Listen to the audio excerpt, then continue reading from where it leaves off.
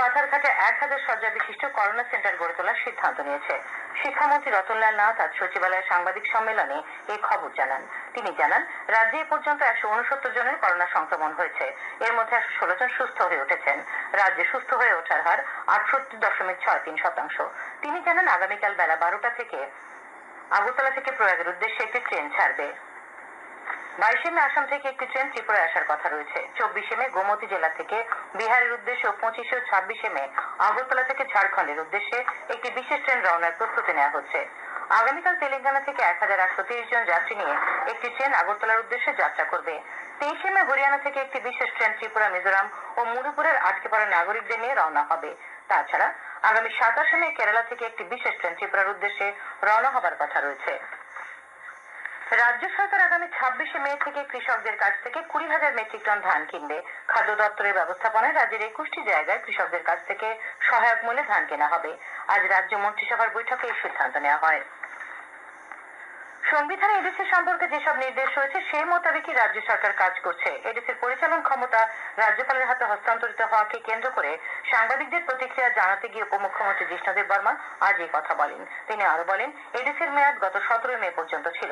COVID-19 এর জন্য নির্দিষ্ট সময়ের মধ্যে নির্বাচন করা সম্ভব হয়নি। তাই সংবিধান অনুসারে রাজ্যপালের হাতে এডিসির ক্ষমতা হস্তান্তর করা হয়েছে।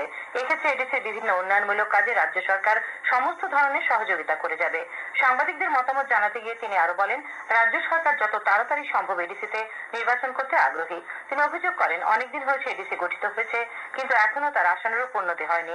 এডিসির জন্য প্রয়োজন জনজাতিদের অধিকার সংরক্ষণ এবং তাদের জীবনের সার্বিক বিকাশ। রাজ্য সরকার এডিসি এলাকার উন্নয়নমূলক কাজ দ্রুত ও সঠিকভাবে সম্পন্ন করতে এবং সকলের সার্বিক বিকাশে কোভিড-19 এর সকল নিয়মনীতি মেনেই কাজ করবে। তিনি আরো বলেন, রাজ্যের 12টি পিছিয়ে পড়া ব্লকের সকল জব কার্ড হোল্ডারদের মুখ্যমন্ত্রীর ত্রাণ তহবিল থেকে 500 টাকা করে দেওয়া হয়েছে। এর জন্য 4,60 লক্ষ টাকা ব্যয় হয়েছে।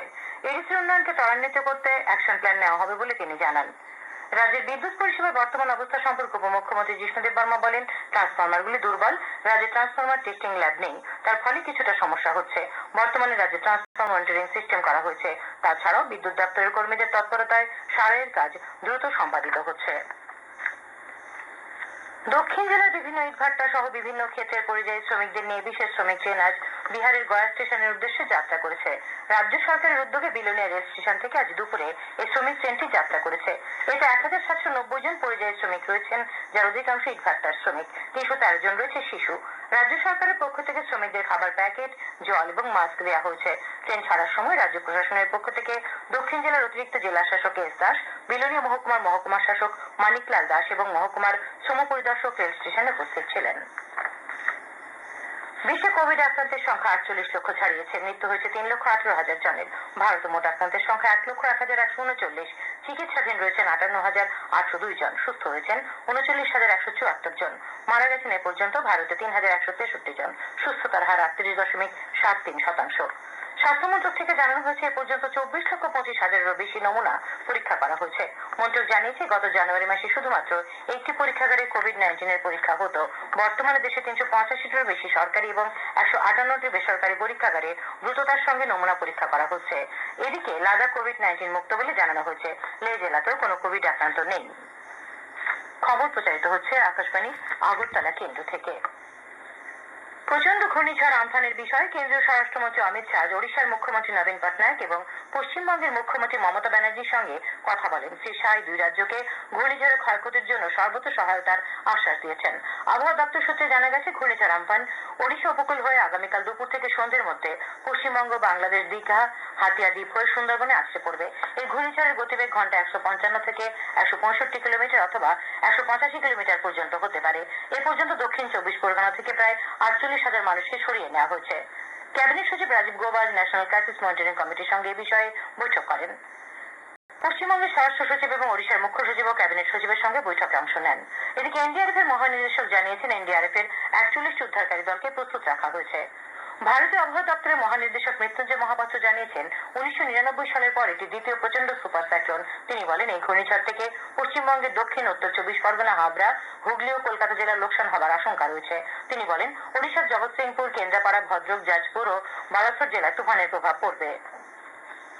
দূরসঞ্চার সচিব অংশ প্রকাশ জানিয়েছেন, সমস্ত দূরসঞ্চার অপারেটর পরিস্থিতি মোকাবেলায় প্রস্তুত। তিনি আরো জানান, টেলিকম অপারেটররা এই ঝড়ের ভয়াবহতা সম্পর্কে জনগণকে সচেতন করার জন্য SMS এর মাধ্যমে বার্তা দিয়েছেন। কেন্দ্রীয় স্বরাষ্ট্র সচিব অমিত ভাল্লা সমস্ত রাজ্যগুলিকে শ্রমিকদের তাদের নিজ নিজ রাজ্যে পৌঁছতে সহযোগিতা করার কথা বলেছেন। সমস্ত রাজ্য ও কেন্দ্রশাসিত অঞ্চলের মুখ্য সচিবদের পাঠানো চিঠিতে শ্রী ভাল্লা বলেন, প্রবাসী শ্রমিকদের আশ্রয়স্থলে পরিষ্কার পরিচ্ছন্নতা বজায় রাখা, খাদ্য ও স্বাস্থ্যের দিকে লক্ষ্য রাখতে হবে। তিনি শ্রমিকদের নিকটবর্তী বাস টার্মিনাল বা রেল স্টেশনে পৌঁছানোর জন্য গাড়ির ব্যবস্থা করারও নির্দেশ দেন। রাজ্যগুলিকে শ্রমিকদের বাড়ির ঠিকানা এবং মোবাইল নাম্বার সহ তালিকা তৈরি করার কথা বলা হয়েছে। তিনি নির্ধারিত বিশ্রাম স্থান পর্যন্ত পৌঁছানোর ক্ষেত্রে সহায়তার জন্য বেসরকারি সংগঠনগুলিকে এগিয়ে আসার আহ্বান জানান। তিনি শ্রমিকদের জন্য যে রেল ও বাসের ব্যবস্থা করা হয়েছে সে সম্পর্কে তাদের অবহিত করার কথাও বলেন। এছাড়া শ্রমিকদের দলে যে সমস্ত মহিলা, শিশু ও বয়স্করা রয়েছেন তাদের দিকে বিশেষ নজর দেবার কথা বলেছেন শ্রী ভাল্লা। আজ প্রাক্তন রাষ্ট্রপতি নীলাম সঞ্জীবা রেড্ডির জন্মজয়ন্তী। রাষ্ট্রপতি রামনাথ কোবিন্দ এই উপলক্ষে রাষ্ট্রপতি ভবনে প্রাক্তন রাষ্ট্রপতির প্রতিকৃতিতে মাল্যদান করে শ্রদ্ধা নিবেদন করেন। উপরাষ্ট্রপতি এম ভেঙ্কাইয়া নাইডু প্রাক্তন রাষ্ট্রপতির প্রতি শ্রদ্ধা জানান। শিলংস্থিত নেগ্রিনসের কমিউনিটি মেডিসিন বিভাগের বিভাগীয় প্রধান ডক্টর GS মেধি, মেডিসিন বিভাগের associate professor doctor Bhupen Barman এবং কেন্দ্রীয় স্বাস্থ্য ও পরিবার কল্যাণ মন্ত্রকের আঞ্চলিক অধিকর্তা ডক্টর SD মজুমদার 3 সদস্য প্রতিনিধি দলকে জেলা স্বাস্থ্য আধিকারিক তথা DM সহ গন্ডাছড়া যান। সেখান থেকে মহকুমা স্বাস্থ্য আধিকারিক ডক্টর জটিলেশ্বর দেববর্মা সহ তারা দুর্গাপুরস্থিত 138 নম্বর ব্যাটালিয়নের ক্যাম্পে যান। সেখান থেকে তাদের সংক্রমণের সন্ধান পাওয়া করিনা BOP যাওয়ার কথা থাকলেও প্রাকৃতিক দুর্গমতার কারণে তা সম্ভব হয়নি। লকডাউনের কারণে দেশে নানা প্রান্তে আটকে পড়া ত্রিপুরার নাগরিকদের শীঘ্রই রাজ্যে ফেরত আনার ব্যবস্থার দাবি করেছেন প্রাক্তন PCC সভাপতি বিরজিৎ সিংহ। আজ দুপুরে কৈলাসহর কংগ্রেস ভবনে আহত এক সাংবাদিক সম্মেলনে তিনি এই দাবির কথা জানান। সাংবাদিক সম্মেলনে জেলা কংগ্রেস সভাপতি মোহাম্মদ বদরুজ্জামান লকডাউনে দিনমজুর সহ নিম্ন আয়ের পরিবারগুলো অতি কষ্টে দিনাতিপাত করছে বলে অভিযোগ করেন। এই বিষয়ে দ্রুত সরকারি সাহায্যের উদ্যোগ গ্রহণের দাবি জানানো হয়।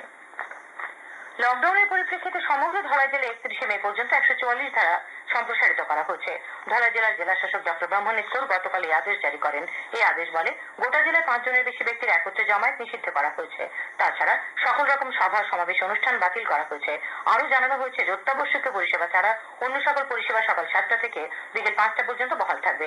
মূলত জেলায় ক্রমবর্ধমান করোনা সংক্রমণ এখনো পর্যন্ত সীমান্তরক্ষী বাহিনীতে সীমাবদ্ধ থাকলেও তা যাতে গণসংক্রমণে পরিণত না হতে পারে সেজন্যই এই উদ্যোগ। ফের রাজধানী শহর থেকে উদ্ধার হলো এক সদ্যজাত শিশু মৃতদেহ। আজ সকাল 9:30 নাগাদ নাগেরজলা ভট্টপুকুর মডার্ন ক্লাব সংলগ্ন এলাকায় এই ঘটনা হয়। রাস্তার পাশে ড্রেনে একটি নবজাতকের দেহ পড়ে থাকতে দেখেন কয়েকজন পথচারী। এরপর স্থানীয় লোকজন বিশ্ব পুলিশের কাছে জানান। এডিনগর থানার পুলিশ প্রাথমিক তদন্ত শেষে শিশুটির দেহ উদ্ধার করে ময়না তদন্তের জন্য মর্গে নিয়ে যায়। ঘটনার জেরে পুলিশ একটি মামলা নিয়ে তদন্ত শুরু করেছে। করোনা পরিস্থিতিতে সাংবাদিকদের স্বাস্থ্য সুরক্ষায় এগিয়ে আসছেন বিভিন্ন পেশায় নিয়োজিত মানুষ। এবার ত্রিপুরা বডি বিল্ডার অ্যাসোসিয়েশনের পক্ষ থেকে রাজ্যে কর্মরত সাংবাদিকদের জন্য মাস্ক ও স্যানিটাইজার দেওয়া হলো। আজ শিক্ষামন্ত্রী রতনলাল নাথের হাত ধরে ত্রিপুরা ওয়ার্কিং জার্নালিস্ট অ্যাসোসিয়েশনের কর্মকর্তাদের এই সকল সুরক্ষা সামগ্রী প্রদান করেন সংস্থাটির রাজ্য সম্পাদক তনয় দাস। এই লক্ষ্যে আয়োজিত কর্মসূচিতে উপস্থিত ছিলেন জার্নালিস্ট অ্যাসোসিয়েশনের রাজ্য সভাপতি দিবাকর দাস, রাজ্য সম্পাদক দেবাশিস মজুমদার এবং কোষাধ্যক্ষ শ্রী দেবনাথ। সংবাদ মাধ্যমের সাথে প্রতিক্রিয়ায় শিক্ষামন্ত্রী উদ্যোগের ভূয়সী প্রশংসা করেন। তিনি জানান, রাজ্যের বিভিন্ন জায়গায় কর্মরত সাংবাদিকদের স্বাস্থ্য সুরক্ষায় এই সকল মাস্ক এবং স্যানিটাইজার যথেষ্ট কার্যকর ভূমিকা রাখবে। রাজ্যের বিশিষ্ট ক্রীড়া সংগঠক ডক্টর রূপেন্দ্র কুমার ভৌমিকের স্মৃতির প্রতি শ্রদ্ধা জানিয়ে আজ ত্রিপুরা জিমন্যাস্টিক্স অ্যাসোসিয়েশনের পক্ষ থেকে এক স্মরণ সভার আয়োজন করা হয়। NSRCC-তে সামাজিক দূরত্ব বজায় রেখে এই স্মরণ সভায় প্রয়াত ডক্টর ভৌমিকের কর্মকাণ্ড নিয়ে স্মৃতিচারণ করা হয়। ত্রিপুরা জিমন্যাস্টিক্স অ্যাসোসিয়েশনের সভাপতি তথা ত্রিপুরা খাদ্য উন্নয়ন নিগমের চেয়ারম্যান রাজীব ভট্টাচার্য ক্রীড়া ক্ষেত্রে ডক্টর ভৌমিকের অবদান তুলে ধরেন। এছাড়া সংস্থার সচিব গুণাচার্য কোচ বিশ্বেশ্বর নন্দী সহ অন্যান্য সদস্যরা স্মৃতিচারণ করেন। পশ্চিম জেলা যুব বিষয়ক ক্রীড়া দপ্তরের উদ্যোগে জিরানিয়া মহকুমার মোহনপুর প্লে সেন্টারে এক অনুষ্ঠানের মধ্য দিয়ে দুস্থ খেলোয়াড়দের হাতে আজ খাদ্য সামগ্রী তুলে দেওয়া হয়। আজ মোট 30 জন খেলোয়াড়কে খাদ্য সামগ্রী দেওয়া হয়েছে। অনুষ্ঠানে বিধায়ক সুশান্ত চৌধুরী সহ পশ্চিম জেলা ক্রীড়া দপ্তরের আধিকারিকরা উপস্থিত ছিলেন। প্রধানমন্ত্রী নরেন্দ্র মোদী এই মাসের 31 তারিখ রবিবার আকাশবাণীর মন কি বাত অনুষ্ঠানে দেশ বিদেশের জনগণের সঙ্গে মত বিনিময় করবেন। এটি হবে মন কি বাতের 65তম পর্ব। জনসাধারণ 1800117800 নম্বরে বার্তা রেকর্ড করে পাঠাতে পারবেন। এছাড়াও নমো অ্যাপ ওপেন ফোরাম অথবা মাইগভ ওপেন ফোরামে মতামত জানানো যাবে। 1922 নম্বরে মিস কল দিয়ে যে লিঙ্ক পাওয়া যাবে তাতেও SMS